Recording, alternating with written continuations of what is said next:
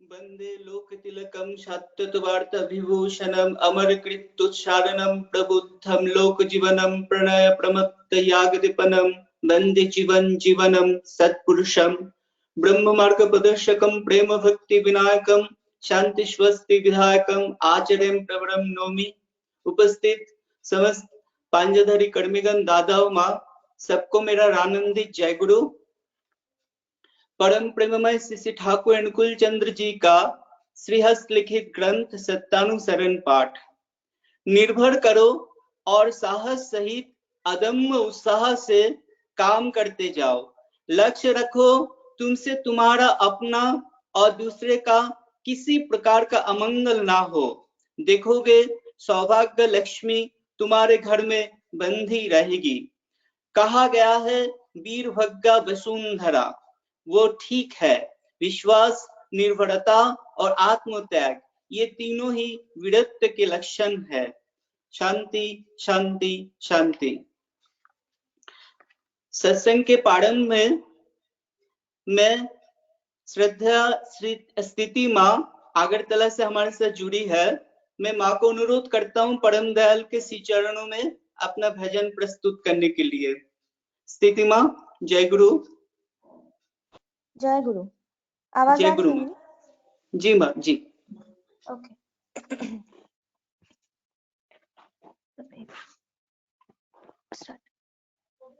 गुरु घाट चलो मन भाई, गुरु घाट चलो मन भाई, वह सूरत चदरिया ले बधुलाई, सूरत चदरिया ले बधुलाई, घाट चलो मन भाई रे गुरु घाट चलो मन भाई, सेवा साबुन दर्शन मंजन प्रेम का नीर भराई, सेवा साबुन दर्शन मंजन प्रेम का नीर भराई, वचन गिरे है भाव की भांति, वचन गिरे है भाव की भांति, विरह की अग्नि जड़ाई, आहा विरह की अग्नि जड़ाई, गुरु घाट चलो मन भाई रे गुरु घाट चलो मन भाई, भक्ति नदी जहाँ निस दिन बहती, मल मलता में मैल गवाई, भक्ति नदी जहाँ निस दिन बहती, मल मलता में मैल गवाई, उज्ज्वल निर्मल हुई सूरत जब, उज्ज्वल निर्मल हुई सूरत जब, अविरत मन बती हर्षाई, अविरत मन बती हर्षाई, घाट चलो मन भाई रे गुरु घाट चलो मन भाई, वह सूरत चदरिया ले बधुलाई, सूरत चदरिया ले बधुलाई, घाट चलो मन भाई रे गुरु घाट चलो मन भाई, चला गगन पर मिला शब्द संग, चढ़त चढ़त त्रिकुटी ढिंग आई, चला गगन पर मिला शब्द संग, चढ़त चढ़त त्रिकुटी ढिंग आई, शून्य शिखर चढ़ हंस रूप धर, शून्य शिखर चढ़ हंस रूप धर, महाशून्य छवि अहरहि पाई, महाशून्य छवि अहरहि पाई, घाट चलो मन भाई रे गुरु घाट चलो मन भाई। वह सूरत चदरिया ले बधुलाई सूरत चदरिया ले बधुलाई। घाट चलो मन भाई रे गुरु घाट चलो मन भाई। भवर गुफा पर सोहंग सोहंग सत्यलोक सत सोहंग गाई।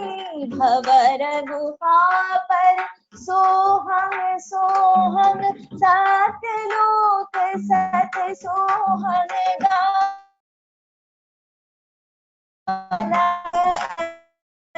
देखत देखत अलख अगम को देखत देखत राधा स्वामी चरण न जाय समाई। राधा स्वामी चरण न जाय समाई। घाट चलो मन भाई रे गुरु घाट चलो मन भाई। वह सूरत चदरिया ले बधुलाई सूरत चदरिया ले बधुलाई। घाट चलो मन भाई रे गुरु घाट चलो मन भाई रे गुरु घाट चलो मन भाई। जय गुरु माँ से अनुरोध है और एक भजन प्रस्तुत करने के लिए अगर सुविधा हो तो।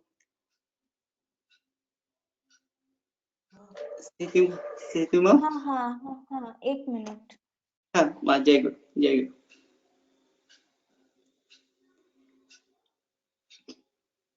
मैं रिसेंटली बनारस हिंदू यूनिवर्सिटी से लॉ के ऊपर डॉक्टरेट कंप्लीट किया।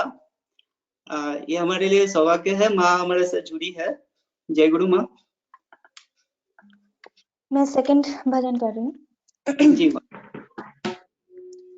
भजो रे मनवा प्रीतम नाम पूरण पुरुष दयाल को। भजो रे मनवा प्रीतम नाम पूरण पुरुष दयाल को। जो है सबके जीवन दानी जो है सबके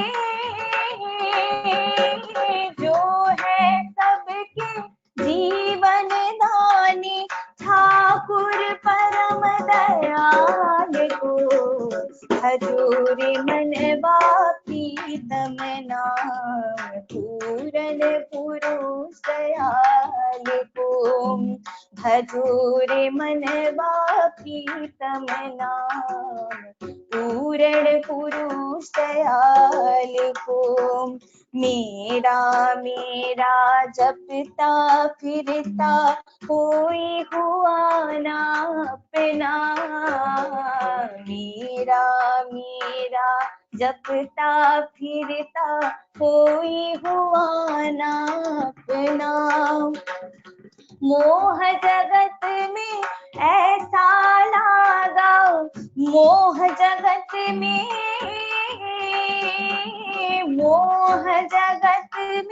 ऐसा लागा दुख का ताना बाना। पुरुषोत्तम सतनाम बिना तू पुरुषोत्तम सतनाम बिना तू क्या भोगे संसार को। भजो रे मनवा प्रीतम नाम पूरण पुरुष दयाल को। भजो रे मनवा प्रीतम नाम पूरण पुरुष दयाल को। ये संसार है गहरी नदिया माझी मूर्ख जानो। ये संसार है गहरी नदिया माझी मूर्ख जानो। एक दिन जो तूफान आएगा एक दिन जो तू पाएगा ले डूबेगा प्राण को, भजोरे मनवा प्रीतम नाम पूर्ण पुरुष दयाल को, भजोरे मनवा प्रीतम नाम पूर्ण पुरुष दयाल को। क्या लेकर तू आया जग में जिसका मान दिखाता है, क्या लेकर तू आया जग में जिसका मान दिखाता है। कौन है तेरा साथी अपना, कौन है तेरा साथी अपना, जिससे प्रीत लगाता है। परम पिता है आदि कारण, परम पिता है, परम पिता है आदि कारण, साधु मंगल कार को, भजोरे मनवा प्रीतम नाम पूर्ण पुरुष दयाल को, भजोरे मनवा प्रीतम नाम पूर्ण पुरुष दयाल को। जो है सबके जीवन दानी, जो है सबके,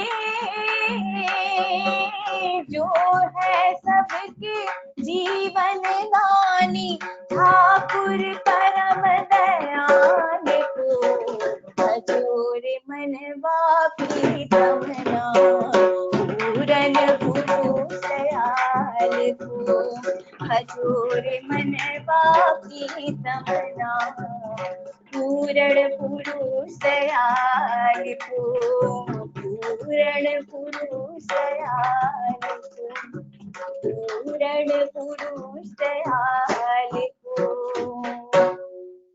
जय गुरु। जय गुरु, जय गुरु माँ। बहुत मधुर संगीत। माँ का सर्वांगीण मंगल प्रार्थना करता हूँ श्री ठाकुर के चरणों में। जय गुरु, जय गुरु माँ। अभी हमारे साथ जुड़े हैं विष्णु भाई भोपाल से। मैं विष्णु भाई को अनुरोध करता हूँ अपना भजन प्रस्तुत करने के लिए श्री ठाकुर के चरणों में। जय गुरु दादा। जय गुरु। सत्संग में उपस्थित सभी को मेरा रायरंदी जय गुरु। प्रभु अवतारी, प्रभु अवतारी, प्रभु अवतारी, प्रभु अवतारी, विश्व कारण है पुरुषोत्तम, विश्व कारण है पुरुषोत्तम, जीवन रक्षाकारी, विभव विभूति प्रेमी नारायण, विभव विभूति प्रेमी नारायण, ठाकुर प्रभु अवतारी, प्रभु अवतारी, प्रभु अवतारी तारी, प्रभु अवतारी, प्रभु अवतारी, स्निग्ध सुशोभित आभामण्डित, स्निग्ध सुशोभित आभामण्डित, दिव्य तनुचिरा भुवन वन्दित, दिव्य तनुचिर भुवन वन्दित, सर्व परिपूरणी लोकवर्धनी, सर्व परिपूरणी लोकवर्धनी, सर्व परिपूरणी लोकवर्धनी, प्रभुवर इष्ट अभिसारी, मंगल सुंदर पृष्ठ सुधाकर करुण विगलित सुबोधांतर, मंगल सुंदर पृष्ठ सुधाकर करुणा विगलित सुबोधांतर मंगल सुंदर पृष्ठ सुधाकर करुणा विगलित सुबोधांतर मंगल सुंदर पृष्ठ सुधाकर करुणा विगलित सुबोधांतर धृति कीर्ति पोषणी धृति कीर्ति पोषणी धृति कीर्ति पोषणी धृति कीर्ति पोषणी धृति कीर्ति पोषणी धृति कीर्ति पोषणी शाश्वत दीपनी आदर्श धर्माचारी प्रभु अवतारी प्रभु अवतारी तारी प्रभु अवतारी प्रभु अवतारी दुख वेदन सुख ताप हरण दुख वेदन सुख ताप हरण मुक्ति विधायक परम शरण मुक्ति विधायक परम शरण सर्व परिपालनी काल विनाशिनी सर्व परिपालनी काल विनाशिनी सर्व परिपालनी काल विनाशिनी त्रिभुवन सर्ताधारी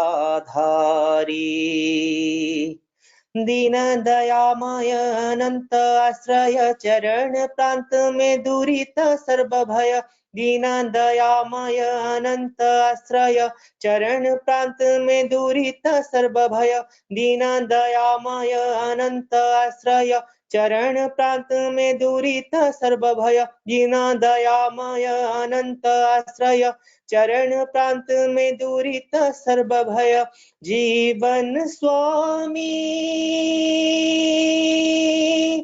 हो प्रभु जीवन स्वामी प्रभु जीवन स्वामी प्रभु जीवन स्वामी प्रभु जीवन स्वामी जीवन स्वामी प्रभु प्रणमामि जीवन स्वामी प्रभु प्रणमामि सद्गुरु प्राण बिहारी प्रभु अवतारी प्रभु अवतारी तारी प्रभु अवतारी प्रभु अवतारी प्रभु अवतारी प्रभु अवतारी प्रभु अवतारी प्रभु अवतारी प्रभु अवतारी प्रभु अवतारी प्रभु अवतारी प्रभु अवतारी प्रभु अवतारी प्रभु अवतारी तारी प्रभु अवतारी प्रभु अवतारी प्रभु अवतारी प्रभु अवतारी प्रभु अवतारी प्रभु अवतारी प्रभु अवतारी प्रभु अवतारी प्रभु अवतारी प्रभु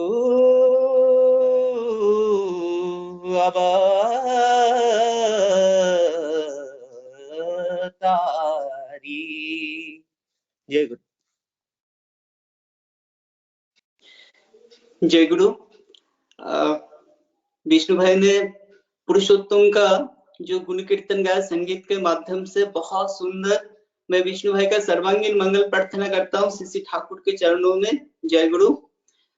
अभी हमारे साथ जुड़ी है श्रद्धा पुष्पा बजाज मां शिलोंग से, जो दुमका जैसे एक अभी रिसेंटली दुमका में उत्सव हुआ, तो दुमका का उत्सव एक सेंटिमेंट होता है कि दुमका का उत्सव मतलब ठाकुरबाड़ी का उत्सव।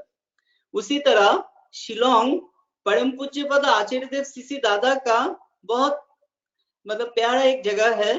और जो बजाज माँ है उनके बारे में मैंने बहुत सुना और जो परम पूज्यपद आचार्य देव दादा हर साल वहां पे जाते थे, और ये माँ के लिए भी परम सौभाग्य है कि परम पूज्यपद दादा का वहां पे शिलोंग में खुद उपस्थित होके उनका संग लाभ करते थे। तो आज हमारे साथ जुड़ी है पुष्पा माँ। मैं माँ से अनुरोध करता हूँ जो उनका अनुभूति आचार्य परंपरा से जो अनुभूति है वह हमारे साथ शेयर करने के लिए माँ को मैं अनुरोध करता हूँ। जय गुरु माँ।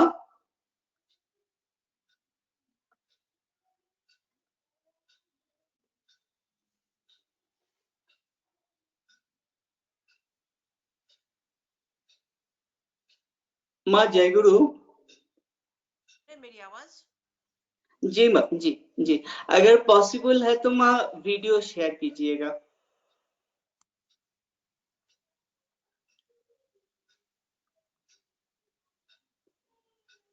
जी माँ जी जी। ये हम सभी के लिए परम सौभाग्य की बात है। आज हम अपने देश के प्रत्येक प्रदेश में, तकरीबन प्रत्येक ही शहर में हम ठाकुर जी के अनुयायी मौजूद हैं। और बल्कि ये कहें, अपनी नाम ध्यान साधना के द्वारा हम सभी एक तरह से इस परिवेश को, जो विपरीत परिस्थिति अभी विश्व में चल रही है, कहीं ना कहीं उसको एक बैलेंस तो कर पा रहे हैं।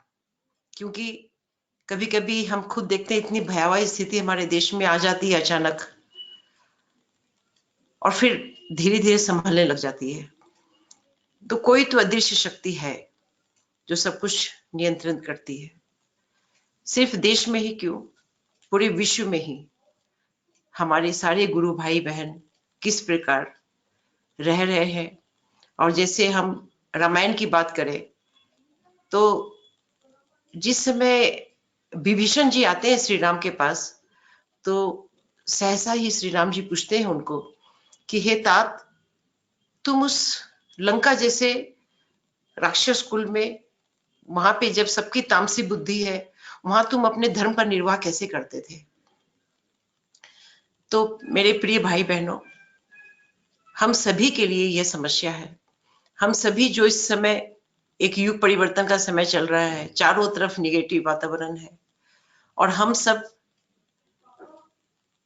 सदाचार के साथ यजन याजन स्मृति के माध्यम से चलते हुए अपने आप को जो सुरक्षित रख पा रहे हैं, तो इसका श्रेय अगर हम किसी को दे तो वो है हमारे आचार्य। आज आम लोग शायद इस बात को न समझें, पर हम सभी जो ठाकुर जी के शरणापन्न है, इस बात को स्वाभाविक रूप से स्वीकार करते हैं और अभिमान के साथ बोलते हैं कि अगर हम अपने आचार्य देव को प्रत्यक्ष इन आंखों से नहीं देखते, हम अपने बाबाई दा के संसर्ग में नहीं आ पाते, तो क्या हम ठाकुर जी की भावधारा को समझ पाते? शायद नहीं, बिल्कुल भी नहीं। आचार्य कौन हो सकते हैं? हमारे शास्त्रों ने तो कहा है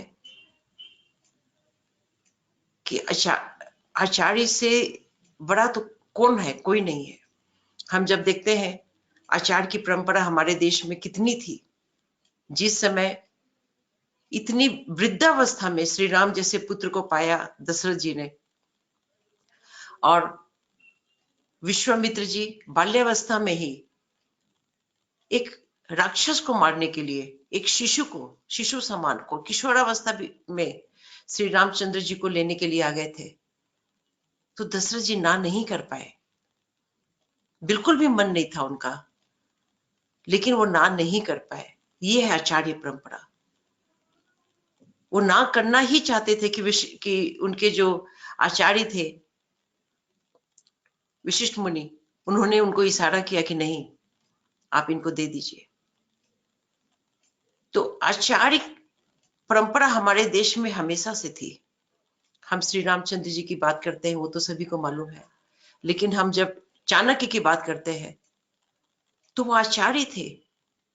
आज ही मैं कहीं पढ़ रही थी कि सिकंदर की बात लोग करते हैं, वो सिकंदर को हराने वाला हमारा चंद्रगुप्त था। तो चंद्रगुप्त किसके आचरण पे चलता था, किसके निर्देश पे चलता था? उसने चाणक्य जैसे आचार्य को प्राप्त किया था। वैसे ही हम सभी जानते हैं हमारे शिवाजी महाराज, उनके भी गुरु थे। और वहीं पे हम जब देखते हैं कि हमारे महाराणा प्रताप, हमारे ही राजस्थान के, इतने महाबली महाप्रतापी, लेकिन फिर भी वो 14 साल तक जंगलों में उनको घूमना पड़ा, घास की रोटी बच्चों को खिलानी पड़ी, क्योंकि उनके समक्ष कोई आचार्य नहीं थे। ये सब हमने देखा है, इतिहास में पढ़ा है। और प्रत्यक्ष अगर इस विषम परिस्थिति में संसार की हम अपने दादा बवाईदा के अतिरिक्त कुछ सोच ही नहीं सकते हैं। आज ठाकुर जी की कृपा को हम अपने अंदर महसूस करते हैं, तो इसका संपूर्ण श्रेय तो सिर्फ हमारे दादा बवाईदा को है। हमारा अपना क्या है? सब कुछ तो उन्होंने ले लिया है। हमारे परम पूज्यपाद, मैं क्या बताऊं उनकी बात। अगर वे आचार्य रूप में मुझे न मिले होते तो यह बिल्कुल ही सत्य है कि आज आप मुझे यहाँ पे निमंत्रण नहीं देते, और शायद आप भी इतने उद्भूत होके यह कार्यक्रम आयोजित नहीं करते, क्योंकि हम सभी एक स्वर्गीय प्रेम को, ईश्वरीय प्रेम को महसूस कर पाए हैं सिर्फ इसलिए कि हम दादा बवाईदा के संसर्ग में आ पाए हैं। ये सौभाग्य की घड़ी हमें मिल पाई है। आज ये इस धरा पे आज हमारे मालिक विराजित है, सशरीर है। ये हम सभी गुरु भाई बहनों के लिए कितना कितना सौभाग्य का बात है। ये बातें कुछ शब्दों में बताने की नहीं है। मैं अपने जीवन की कुछ घटनाएं आप सबके समक्ष रखना चाहती हूँ, मुझे आज्ञा दीजिए। क्योंकि जब आपने आचार्य की बात कही तो हमारे आचार्य हृदय से कितने कोमल हैं, कितने सहृदय हैं। हम सभी के लिए वो कितने व्याकुल हैं। हम सभी को वो जैसे कि एकदम एक छोटा शिशु होता है ना, और माँ उसके लिए अधीर होती है। मुझे लगता है कि हमारे पूजनीय दादा, हमारे बवाईदा हमारे लिए अधीर है। उतना ही अधीर अगर हम उनके लिए होने लग जाए तो पता नहीं इस दुनिया में क्या से क्या हो जाए। ये विश्व शांति की हम बात करते हैं, वो सचमुच हो जाए। कभी इस बात की कि हम ही उनके लिए उतना अधीर नहीं होते जितना कि वो हमारे लिए। मैं अपने जीवन की एक बहुत छोटी सी बात जो बहुत बड़ी हो गई, मैं आप सबके समक्ष रखना चाहती हूँ भाई और बहनों। बहुत मेरा पुत्र ऋषभ बहुत छोटी अवस्था में ही मुझे काफी लोगों ने सावधान किया था कि 24 वर्ष तक इसके जीवन में कई इस तरह की घटनाएं होंगी कि इसको बचाना मुश्किल हो जाएगा। अगर 24 साल निकल गए तो फिर तुम्हारा सौभाग्य है। मैंने तो सब कुछ छोड़ दिया था जब से दादा बवाईदा को जाना। ठाकुर जी को जानने का तो मैं क्या बताऊं, दादा बवाईदा को देख के ही पता चला ठाकुर जी क्या हो सकते हैं, कि ठाकुर जी को तो हमने देखा नहीं।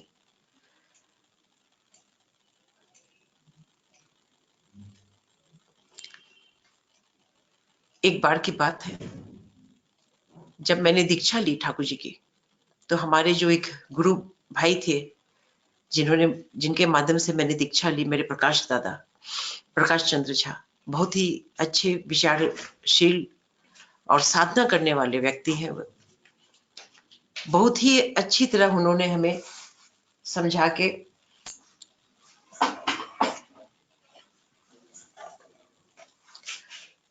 बहुत अच्छी से ठाकुर जी की बातें मुझे बता के, ये मेरा सौभाग्य है कि मुझे उनके संपर्क में रहने का मौका मिला। और उसी दरमियान उन्होंने मुझे एक बात बताई थी ठाकुर जी की, कि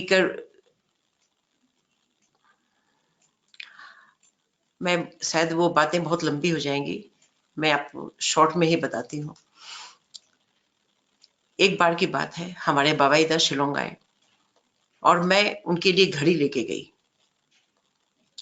और मेरे ही साथ आज ये बात बताना चाहती हूँ आपको कि कैसे कैसे लोग भी होते हैं। मेरे ही साथ एक स्त्री और थी जो मेरे आगे आगे थी। 2 लाइन थी कमरे की, एक से पुरुष आ रहे थे, एक से स्त्री आ रही थी। तो जहाँ जहाँ महिलाएं आ रही थी, मेरे आगे एक लेडी थी, वो बाबाईदा के पास गई, उसने फूलों का एक गुलदस्ता लिया हुआ था, उसने बाबाईदा को भेंट किया और उन्होंने बाबाईदा से कहा कि दादा, मेरे मामा को कैंसर हो गया है, मुझे क्या करना चाहिए, मेरे मामा को क्या करना चाहिए। तो मैं तब तक मैं दरवाजे पे ही थी क्योंकि उसके पीछे पीछे मेरा नंबर था। तो बाबाईदा ने कहा मेरे सामने ही उसको कि आप किसी डॉक्टर को दिखाइए। तो वो लेडी लौट के जब जा रही थी मेरे बगल से और मुझे आगे आना था, तो कुछ बोलते हुए गई वो कि मेरे मामा तो परसों ही मर गए हैं, ये तो बोलते हैं कि डॉक्टर को दिखाइए। मुझे आश्चर्य लगा कि इस तरह की कैसी लेडी है ये। खैर, मुझे पर कोई फर्क नहीं पड़ा, मैंने नई नई दीक्षा ही ली थी, लेकिन मुझे अच्छा नहीं लगा उसका व्यवहार। मैं जब आगे गई तो मैंने जो मेरे पास घड़ी थी, मैंने बाबाईदा के को भेंट की। बाबाईदा ने बहुत प्यार से लिया उसको और फिर मैं वापस चली आई। दूसरे रास्ते से मेरा बेटा बड़ा वाला, जिसके लिए बहुत लोग सावधान कर रहे थे, वो जब बाबाईदा को प्रणाम करने आया, क्योंकि उसके पहले कोई परिचय नहीं था कि वो मेरा ही बेटा है, बाबाईदा के सामने हमने कुछ क्लियर नहीं किया था कभी भी, ऐसा हमें सौभाग्य नहीं मिला था। जब मेरा पुत्र उनके समक्ष आया प्रणाम करने, तो बाबाईदा ने झट उसका हाथ पकड़ लिया और उसको वो घड़ी उसको पहना दी, और फिर किसी को भेज के मुझे बुलाया और बताया कि 24 साल से पहले इसकी घड़ी इसके हाथों से मत उतारना, जब इसकी शादी हो जाए तभी ये घड़ी खोलेगा और जहां कहीं भी जाएगा ये घड़ी पहन के ही जाएगा। ठीक है, बाबाईदा ने आशीर्वाद दिया, हमने बहुत ही सौभाग्य से उसको ग्रहण किया। और भाई और बहनों, सिर्फ 3 महीने बाद एक मेरा बेटा कॉलेज से आ रहा था एक स्कूटर से, और शनिवार का दिन था, सुबह 11-12 बजे की बात थी।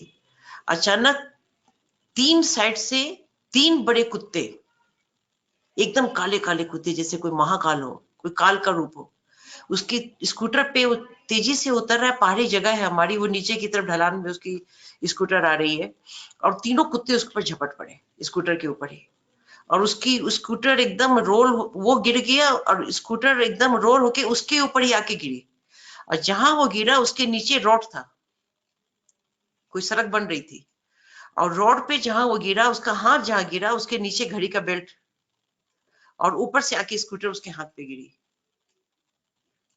किस तरह से मेरा बच्चा उस दिन उसका हाथ कटते कटते रह गया। एक घटना तो ये घटी, हमने बहुत बहुत शुक्रिया अदा किया मालिक का कि शायद इसीलिए हमारे बाबाईदा ने उसको घड़ी पहनाई, उसके हाथ को बचा लिया। फिर बेटी की सगाई हो गई, और सगाई होने के बाद उसको मॉर्निंग वॉक करने की आदत है, वही पहाड़ी जगह हमारी, वो मॉर्निंग वॉक करके सुबह में आ रहा था, और बाएं साइड एक ट्रक खड़ी थी राइट साइड में, और वो न्यूट्रल पे लगी हुई थी, उसकी स्टीयरिंग वगैरह सब जो होता है, गियर वेयर न्यूट्रल पे था, और नीचे शायद ड्राइवर की लापरवाही से, और नीचे कोई ईटा लगाया हुआ था ट्रक को रोकने के लिए, और ड्राइवर सीट पे ही था।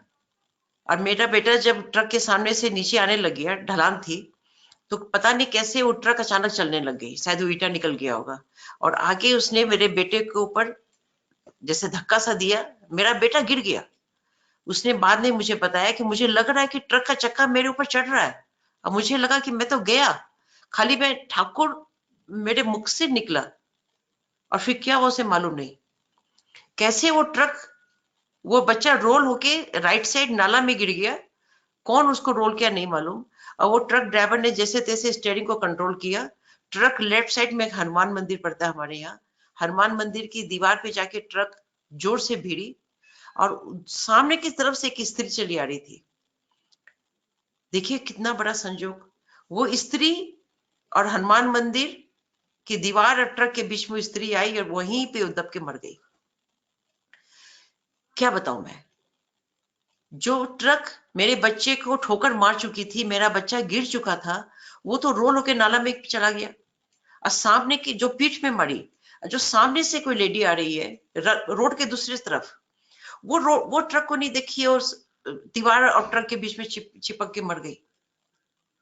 सबने बहुत ही आश्चर्य व्यक्त किया, सारे पेपर में भी छपा, यहाँ पे बहुत लोग जमा हुए, बहुत बातें हुई। हमारे बिंकी दा भी शिलोंग मंदिर में ही थे।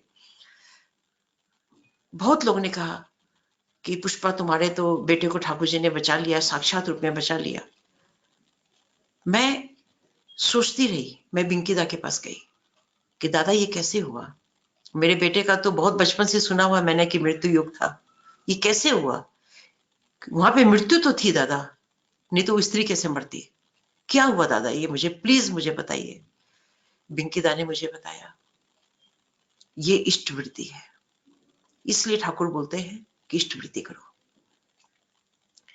इष्ट वृत्ति करने से हमारा जो सिक्स सेंस है, हमारी जो अंदर का इंट्यूशन पावर है, वो इतना स्ट्रांग हो जाता है।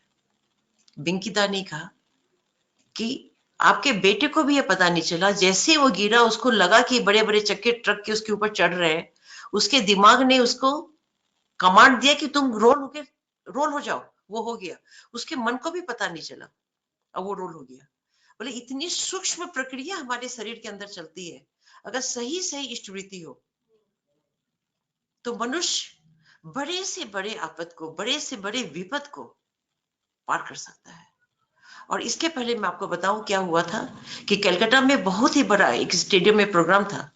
ये 2004 की बात है। आप सबको याद होगा कि कलकत्ता में स्टेडियम में बहुत बड़ा ठाकुर जी का आयोजन हुआ था।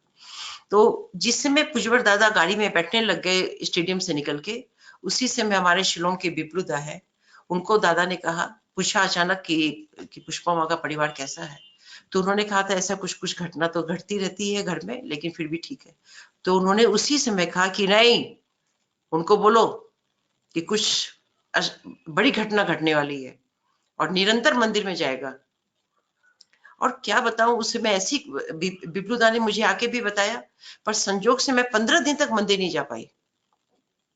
अचानक जिस दिन मेरे ऋषभ का एक्सीडेंट हुआ, उसके पहले दिन रात को पता चला कि बिंकी दा शिलोंग मंदिर में आए हैं। और जब बिंकी दा मंदिर में आए तो हम कोई रुक ही नहीं सकते हैं। हम लोग जैसे भी परिस्थिति अनुकूल नहीं थी तब भी हम सभी मंदिर भाग के गए, बिंकी दा को प्रणाम किया, ठाकुर आसन को प्रणाम किया, और सुबह पहले ये घटना घटी। तो आचार्य कैसे होते हैं, वो समझ गए कि मैं जाना चाहती हूँ मंदिर, उनकी आज्ञा थी मैं मंदिर जाऊं, और मैं मंदिर नहीं जा पाई। तो जैसे एक माँ, बच्चा अगर उठ नहीं पा रहा है तो कैसे एक माँ अपने बच्चे को नीचे झुके उठा लेती है, वैसे मेरे मालिक ने एकदम अचानक बिंकी दा, कोई कार्यक्रम नहीं था, वो कहीं और जाने के लिए गुवाहाटी में रुके हुए थे और शिलोंग आ गए। और उनकी वो आए बोल के हम रुक ही नहीं पाए, रात को 10:30-11 बजे हम किसी तरह मंदिर पहुंच गए, और सुबह पहले ये घटना घटी। ये, और जिस दिन ये घटना घटी उसके ठीक 2 महीने बाद मेरे बेटे की शादी थी। उसकी शादी हुई, तब भी देखिए जो घटना चक्र था वो खत्म नहीं हुआ। शादी हुई, शादी के बाद मेरे हस्बैंड ने भी कहा, हमने परिवार में डिसीजन लिया कि बच्चा कहीं भी जाएगा, जो शादी के बाद एक हम लोग ने परंपरा बनाई हुई है कि बच्चे घूमने जाते हैं, तो घूमने जाएगा तो पहले आचार्य के दर्शन करेगा तभी जाएगा। तो मेरा बेटा बहू दोनों कलकत्ता में है, उनके पास 2 लाख रुपए है, और उनकी टिकट अंडमान निकोबार की कटी हुई है। 2004 की बात याद कीजिए आप, 23 नवंबर में क्या घटना घटी थी उस समय, 26 नवंबर को। और बवाई दादा कलकत्ता में है और उसको दर्शन नहीं दे रहे हैं, कमरे में है वो, खिड़की वहां पे कलकत्ता मंदिर की सीढ़ियों पे खड़े खड़े, दोनों पति पत्नी, नई शादी हुई, बच्चे 2-2, 3-3 घंटा खड़े हैं। जैसे वो बाहर निकलते हैं मंदिर के, दादा बाहर आ जाते हैं, जैसे वे ऊपर चढ़ते हैं दादा अंदर चले जाते हैं। और इस तरह से 26 तारीख की उनकी टिकट थी, 23 तारीख की उनकी टिकट थी, 24-25 दादा दर्शन ही नहीं दे रहे। फिर अचानक पता चला कि दादा देवघर चले गए। तो उसने फोन किया कि पापा मैं क्या करूं, अब तो मेरी कल की सुबह की एक टिकट मिल रही है, मैं चला जाऊं। अंडमान निकोबार उनको जाना था। तो मेरे हस्बैंड ने कहा नहीं नहीं, सब नहीं हो सकता, तुम इमीडिएट तुम देवघर जाओ, दादा तुमको दर्शन नहीं दिए तो तुम जाओ दर्शन के लिए देवघर, तुमको देवघर जाना होगा, वो टिकट उकट छोड़ो। मेरा बेटा चला गया देवघर, और हमारे यहाँ पूरे परिवार में, पूरे समाज में सभी यही समझ रहे हैं कि वो अंडमान निकोबार गया है। और 26 तारीख को सुबह 9 बजे सोचिए क्या हुआ था, कैसे सुनामी आई थी, कैसे लाखों लोग प्लावित हो गए थे। उस कितना बड़ा सुनामी का जो एक जल का एक कितना बड़ा एक महा अनहोनी धरती के ऊपर हुई थी। वो चारों तरफ से मेरे घर में फोन आ रहे हैं, लोग भाग भाग के आ रहे हैं, अरे अभी शादी हुई इसके बेटे बहू की, तो नहीं रहे होंगे, पता नहीं क्या हुआ होगा, कुछ खबर है क्या, कुछ खबर है क्या। मेरा बेटा तो सुरक्षित मेरे मालिक के पास है, देवघर में है। ये है हमारे आचार्य। अगर उस समय दादा बवाईदा अगर मैं उनको नहीं पाती तो क्या अपने बच्चे को बचा पाती? कभी नहीं। 3-3 बार। ये जो ज्योतिष की बात हम करते हैं कुछ गलत नहीं है, सही है, लेकिन उसको तोड़ने वाले भाग्य की रेखा को भी, शायद ईश्वर भी भाग्य की रेखा को न बदल सके, लेकिन गुरु आचार्य अगर हम निष्पाप हृदय से भक्तिमय होके सर्वांग समर्पित करके अपने आप को उनके चरणों में शरणापन्न होते हैं, तो वे भी हमें उसी प्रकार आलिंगन करते हैं। मेरा तो जीवन एक एक क्षण, एक एक मुहूर्त सिर्फ उनकी दया पे है, सिर्फ उनकी दया पे है। 1998 में बहुत निराश थी मैं, मुझे दुनिया अच्छी नहीं लगती थी। मैंने एक दिन चिंता मैं होके बवाईदा को खत लिख दिया था कि दादा मैं इस दुनिया में नहीं जीना चाहती, बहुत निराशा है दादा, दुनिया में कोई अपना नहीं लगता, इस दुनिया के मैं एकदम अच्छा नहीं लगता, मैं जीना नहीं चाहती दादा।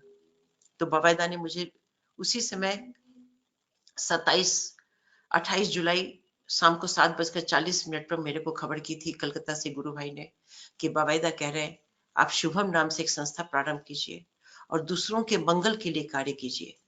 दुनिया अच्छी नहीं लगती तो अपने ढंग से दुनिया को अच्छा कीजिए और जैसा आप चाहते हैं वैसे दूसरों को जीना सिखाइए। ठाकुर जी की बात बताइए। भाई और बहनों, 1998 से जैसे जैसे मेरे बवाईदा ने मेरे को बोला, मैं कोशिश करती हूँ चलने का। और बवाईदा ने पहले बोला 5,000 परिवार, उनके आशीर्वाद से मैं पहुंच पाई। फिर बवाईदा ने कहा 10,000 परिवार, पिछले साल मैं वहां तक भी पहुंच पाई।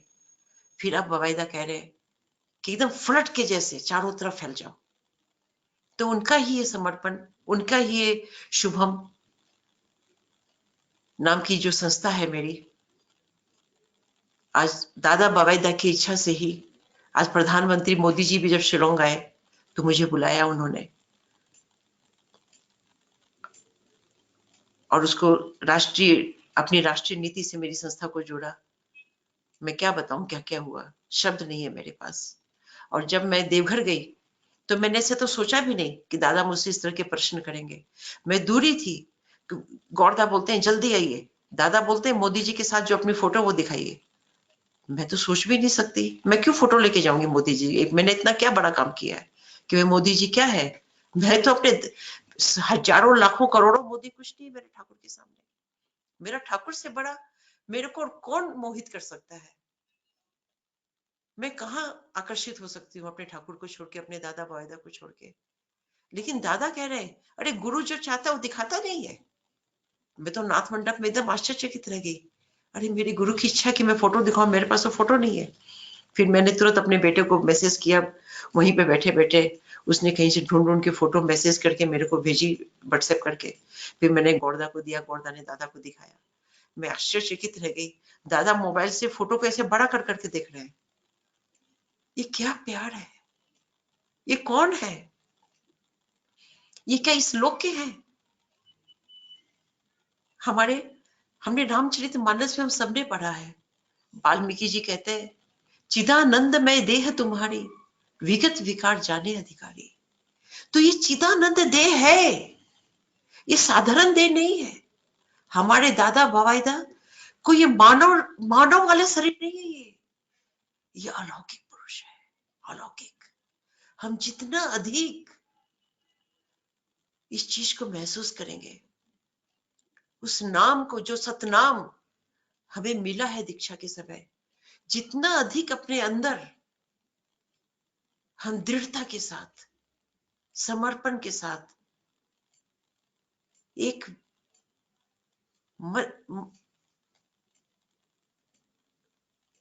उसको जितना अधिक जपन करेंगे, रिपीट करेंगे अपने अंदर, वो जागृत होकर अपने अंदर, हमारे अंदर कैसी आभा प्रकट करेगा कि दादा और बाबा का जो भगवत स्वरूप है हमारे अंदर जागृत होगा।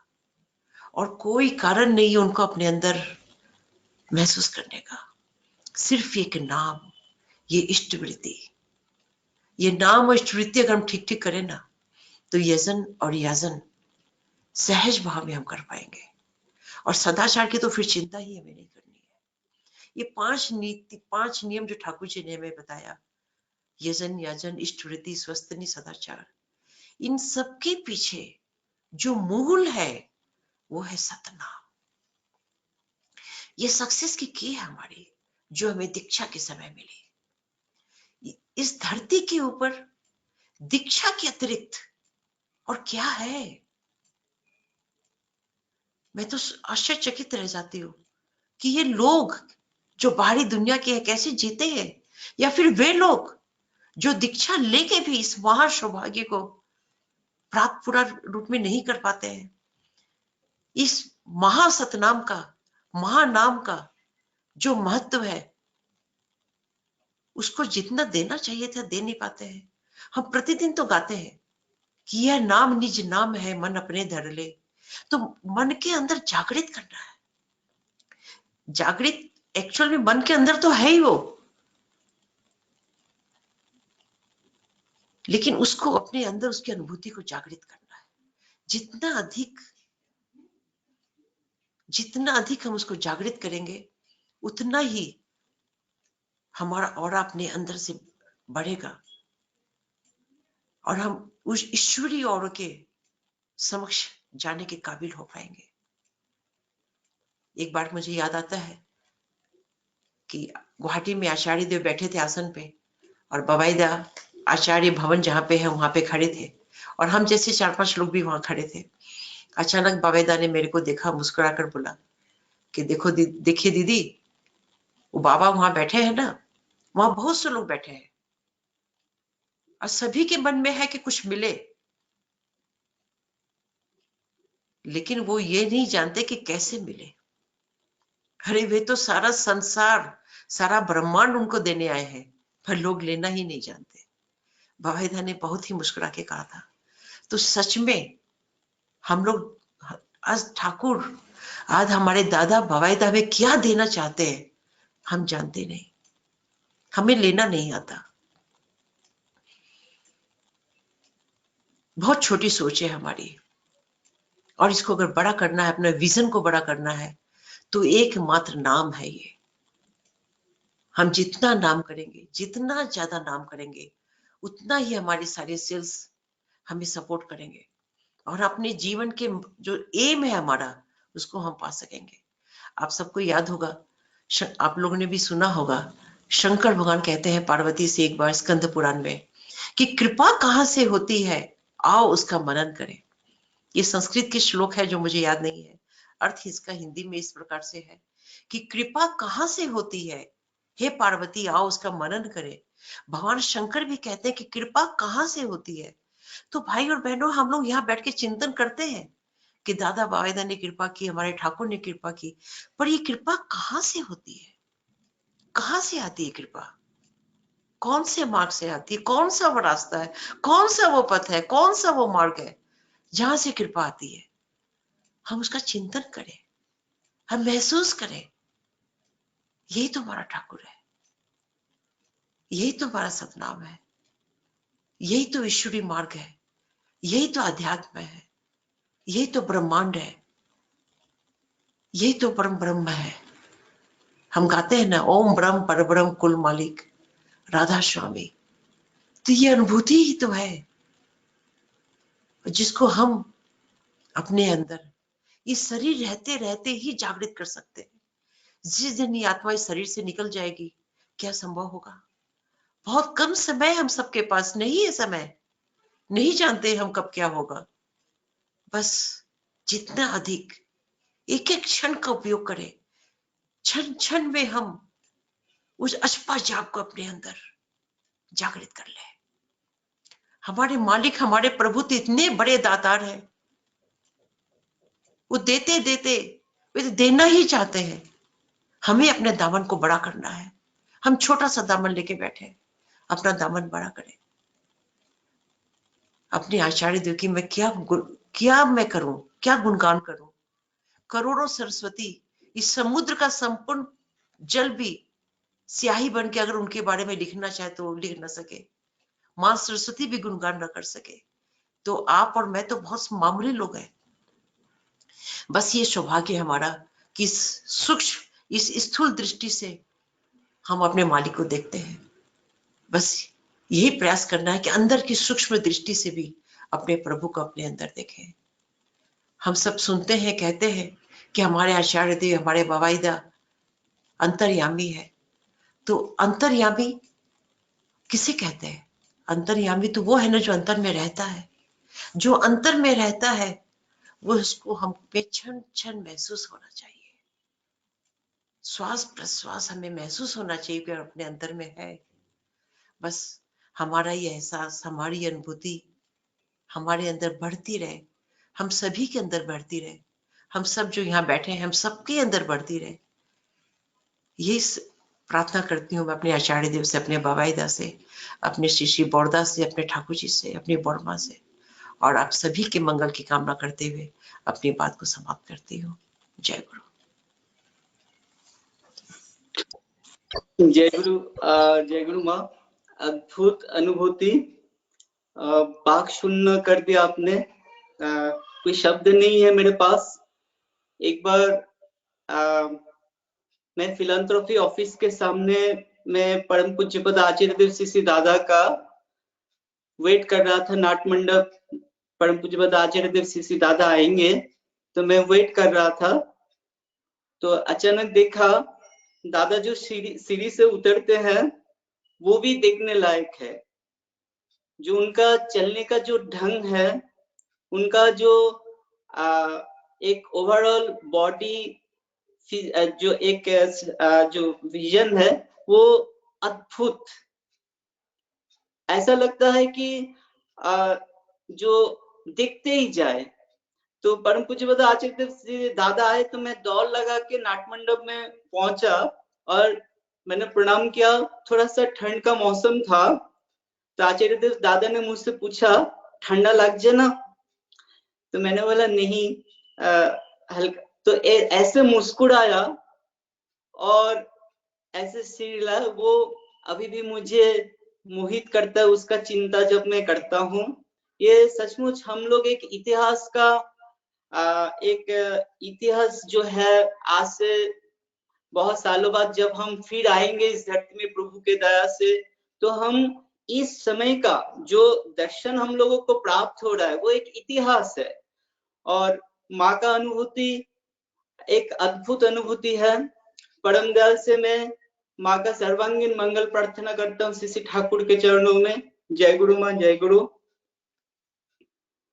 अभी मैं सुदीपा चक्रवर्ती से अनुरोध करता हूँ एक भजन प्रस्तुत करें श्री ठाकुर के चरणों में। जय गुरु। मैं आचार्य देव श्री दादा का लिखा हुआ और बिंकी दादा का सुर दिया हुआ एक कीर्तन कर रही हूँ। চড়েছি যে নামের তরি ভবসাগর দিয়ে পারি যাব দয়াল তোমার শনে এবার তোমার দেশে। তুমি যখন আছো সাথে ঝঞ্ঝাইলে কি ভয় তাতে, ডুববো না তো মাঝ দরিয়ায় রইব সদাই ভেসে। তুমি দয়াল পৌঁছে দেবে এবার তোমার দেশে। চড়েছি যে নামের তরি ভব সাগর দিয়ে পারি যাব দয়াল তোমার শনে এবার তোমার দেশে চড়েছি যে নামের তরি ভব সাগর দিয়ে পারি যাব দয়াল তোমার শনে এবার তোমার দেশে তুমি যখন আছো সাথে ঝঞ্ঝায় এলে কি ভয় তাতে তুমি যখন আছো সাথে ঝঞ্ঝায় এলে কি ভয় তাতে ডুববো না তো মাঝ দরিয়ায় রইব সদাই ভেসে তুমি দয়াল পৌঁছে দেবে এবার তোমার দেশে চড়েছি যে নামের তরি ভব সাগর দিয়ে পারি যাব দয়াল তোমার শনে এবার তোমার দেশে চলার পথে সারা জীবন ঘাটে ঘাটে ভিড়ে তুমি দয়াল নিয়ে যাবে আমার তরি তীরে চলার পথে সারা জীবন ঘাটে ঘাটে ভিড়ে তুমি দয়াল নিয়ে যাবে আমার তরি তীরে আমি মা ভই বলে চলবো এবার তোমার চরণ ধরে মা ভই বলে চলবো এবার তোমার চরণ ধরে তোমার সেবায় মুখর হয়ে তোমায় ভালোবেসে আমি মা ভই বলে চলবো এবার তোমার চরণ ধরে মা ভই বলে চলবো এবার তোমার চরণ ধরে আমি মা ভই বলে চলবো এবার তোমার চরণ ধরে মা ভই বলে চলবো এবার তোমার চরণ ধরে তোমার সেবায় মুখর হয়ে তোমায় ভালোবেসে তোমার সেবায় মুখর হয়ে তোমায় ভালোবেসে মা ভই বলে চলবো এবার তোমার চরণ ধরে মা ভই বলে চলবো এবার তোমার চরণ ধরে তোমার সেবায় মুখর হয়ে তোমায় ভালোবেসে তোমার সেবায় মুখর হয়ে তোমায় ভালোবেসে আনন্দ জবাদ হয়ে ভোলাবে সব ক্লেশে চড়েছি যে নামের তরি ভব সাগর দিয়ে পারি যাব দয়াল তোমার শনে এবার তোমার দেশে নিত্য তুমি দাও গো দয়াল সব কুলে কুল অভয় প্রেমে দূর করো সব চলার পথের ভুল ওগো ঠাকুর অনুকূল ওগো ঠাকুর অনুকূল তুমি যখন কান্ডারি মোর সার জেনেছি মনে তুমি যখন কান্ডারি মোর সার জেনেছি মনে মায়ার বাঁধন ছিন্ন হবে চলবো তোমার শনে মায়ার বাঁধন ছিন্ন হবে চলবো তোমার শনে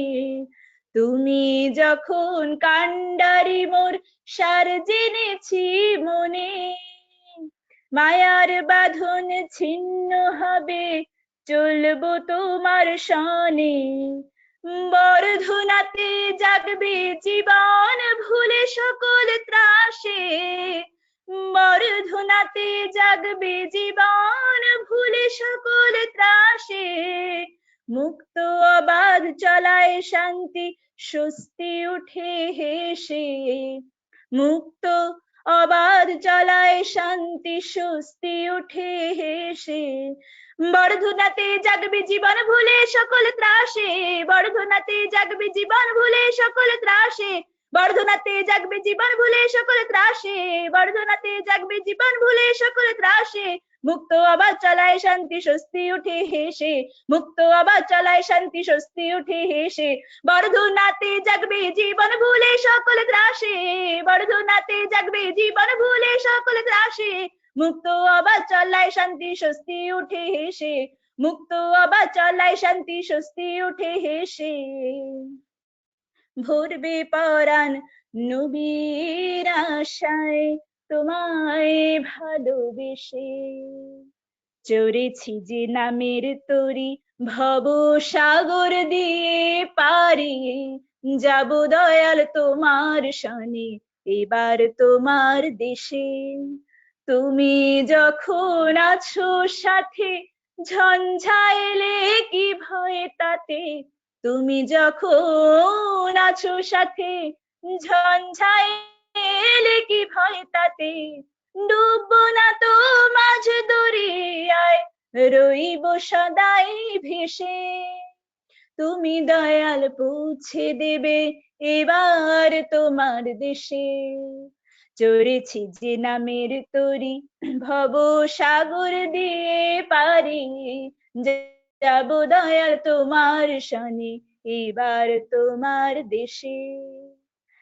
যাব দয়াল তোমার শনে এবার তোমার দেশে। যাব দয়াল তোমার শনে এবার তোমার দেশে। চড়েছি যে নামের তরি। জয় গুরু।